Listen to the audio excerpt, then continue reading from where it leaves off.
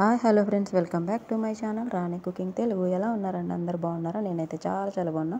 మీరు కూడా బాగుండాలని మనస్ఫూర్తి కోరుకుంటాను. ఈరోజు అయితే మనం టమాటా కొత్తిమీరతో పచ్చడి చేసుకుందాం. చాలా బాగుంటుంది. నోటికి ఏమీ తినబుద్ధి కానప్పుడు ఈ పచ్చడి అయితే చేసుకోండి. రోటి పచ్చడి అనమాట.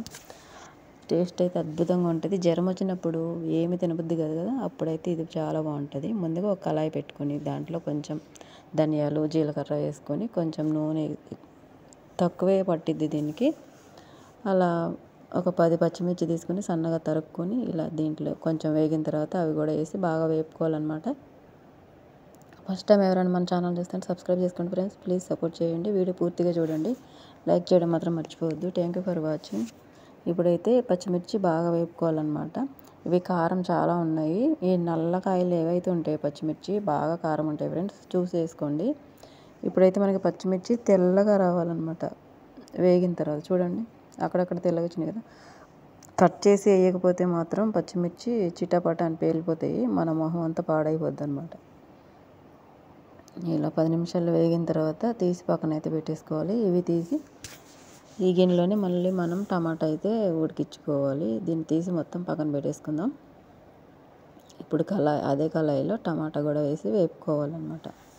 అదే ఉడికించుకోవాలి. చూసారా, ఒక 5-6 టమాటాలు ఉంటాయి అనమాట. చక్కగా టమాటా తక్కువ రేటు ఉన్నప్పుడు ఇలా చేసుకోండి, చాలా బాగుంటుంది. చింతపండు ఒక పెద్ద నిమ్మకాయ సైజ్ అంతా తీసుకొని మంచిగా నీట్గా కడుక్కొని నానబెట్టుకొని దీంట్లో వేసుకోవాలి. 4 వెల్లుల్లి కూడా వేసుకోండి. ఒక అర స్పూన్ ఏమో పసుపు వేసేసుకోండి. ఇలా మగ్గించేసుకోవాలి. సిమ్లో పెట్టేసి మగ్గించుకుంటూ మనం ఏదైనా పని చేసుకున్నా కానీ ఉడికిపోతాయి అనమాట. ఇప్పుడు ఒక కట్ట 2 కట్టల కొత్తిమీర అయితే ఎక్కువ తీసుకోవాలి.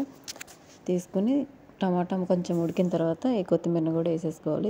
టమాటాతో పాటు కొత్తిమీర కూడా ఉడికిపోతుంది. ఇలా సింపుల్గా అయిపోతుంది ఈ పచ్చడి అనేది. ఎప్పుడు ఏమీ లేనప్పుడు కానీ ఎక్కువ పని ఉన్నప్పుడు ఇలా సింపుల్గా చేసేసుకోవచ్చు ఈ పచ్చడి అనేది. కొత్తిమీర కానీ టమాటాలు కానీ ఎక్కువ ఉన్నప్పుడు ఇలా చేసుకోండి, చాలా బాగుంటుంది. నోటికి చాలా బాగుంటుంది. రోట్లో నూరుకుంటే ఇంకా బాగుంటుంది అనమాట. చూసారా, మొత్తం మనకి నీళ్ళన్నీ ఇంకిపోవాలన్నమాట. టమాటాలో ఉన్న నీళ్ళన్నీ ఇంకిపోయేదాకా ఉడికించుకోవాలి సిమ్లో పెట్టి.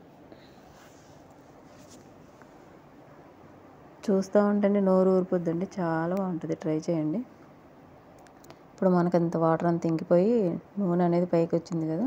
నూనె చాలా తక్కువ వేసాం కాబట్టి మనకి తక్కువగానే ఉంటుంది. చూడండి, ఇప్పుడు ఉడికిపోయింది కదా బాగా.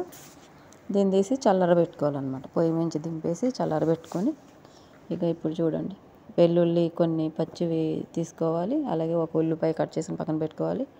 ఇప్పుడు మిక్సీలో ఈ ముందుగా వేపుకున్న పచ్చిమిర్చి జీలకర్ర ధనియాలు వేసేసుకొని 4 వెల్లుల్లి కూడా వేసి గ్రైండ్ పట్టేసుకుందాం.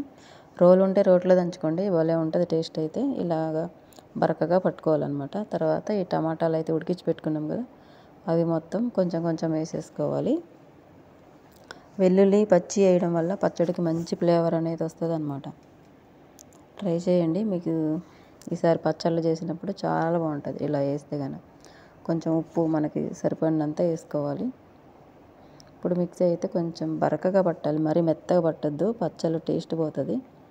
మెత్తగా చట్నీలాగా పడితే అస్సలు బాగా తినడానికి. ఇలా బరకగా ఉంటేనే బాగుంటుంది. ఇప్పుడు ఒకసారి ఒక ఉల్లిపాయ కూడా సన్నగా కట్ చేసి ఒక తిప్పేసుకోవాలి. అసలు అది గ్రైండ్ అవ్వద్దు అనమాట. అట్లా జస్ట్ పచ్చళ్ళు కలిసిపోవాలి అంతే. ఇంకా మనకు పచ్చడి అయితే రెడీ అయిపోయింది. వేడి అన్నంలో వేసుకుని తింటే చాలా బాగుంటుంది. నచ్చితే ఒక లైక్ చేయండి ఫ్రెండ్స్, ప్లీజ్. Thank you.